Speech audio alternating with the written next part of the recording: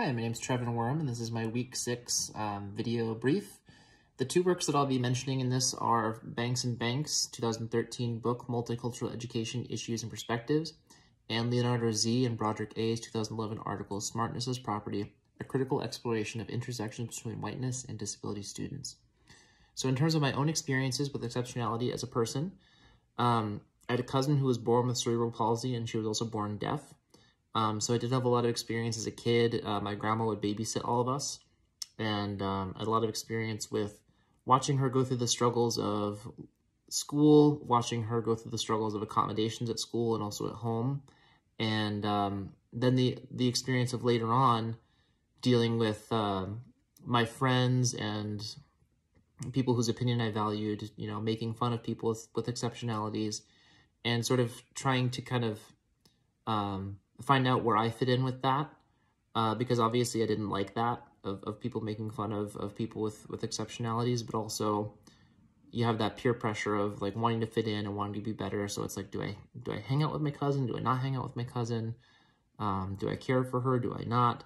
So going through that really, I think, gave me a lot of empathy for people with exceptionalities, and for wanting to, not do things like say the R word, or helping friends kind of not do those types of things.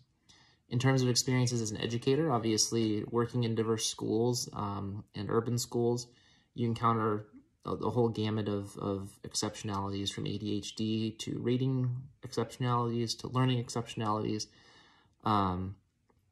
So I've attended a lot of IEP meetings, a lot of SAP meetings, less so in ELL. We've only had a few students in ELL who have been designated with exceptionalities. So those meetings are also just a little bit different, which has also been interesting to see that side of it. In terms of does my school track students, we have the largest special education program in Lincoln Public Schools. So we have the most teachers, most special education teachers in the district. And they do quite a bit of sheltered instruction. We have quite a few classes that are just specifically for students who are having math difficulties, for students who are having learning difficulties, and sort of behavior programs for students. So we track students in that way. In terms of what schools could do to support students without profiling them, I thought on page 258, Banks and Banks make a really great point here. Teachers must demand effectiveness from their instructional approaches. For many years, conventional wisdom fostered the belief that it takes unending patience to teach children with disabilities. We believe that this view is a disservice to students with special needs and to the educators, both special and general education teachers, whose job it is to teach them. So Banks and Banks, the point they make is, I think as teachers we hear a lot, oh, you have to have a lot of patience, if you're very patient with the student, when really you're doing kind of the same thing with every student. You are finding accommodations, finding things that work for them, and adjusting your instruction according to the results that they're making.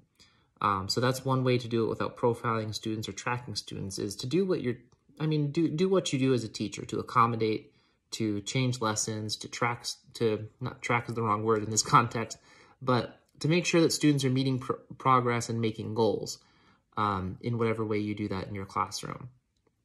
Finally, the different characteristics of culture related to a specific learning environment.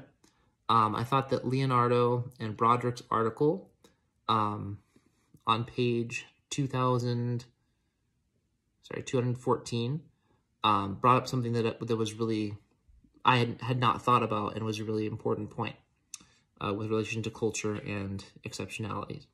A substantial part of the ideological work of schooling constructs and constitutes some students as smart, while simultaneously constructing and constituting other students as not so smart.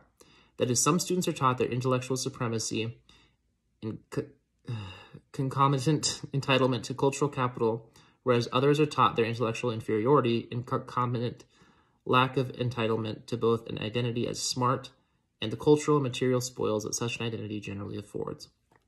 So when whiteness is connected to intellect or connected to being superior, that can really impact teachers' perceptions of other students as maybe not so smart or not trying as hard. So making sure that you're aware of those biases in your classroom and in yourself is really important to be able to differentiate for all students.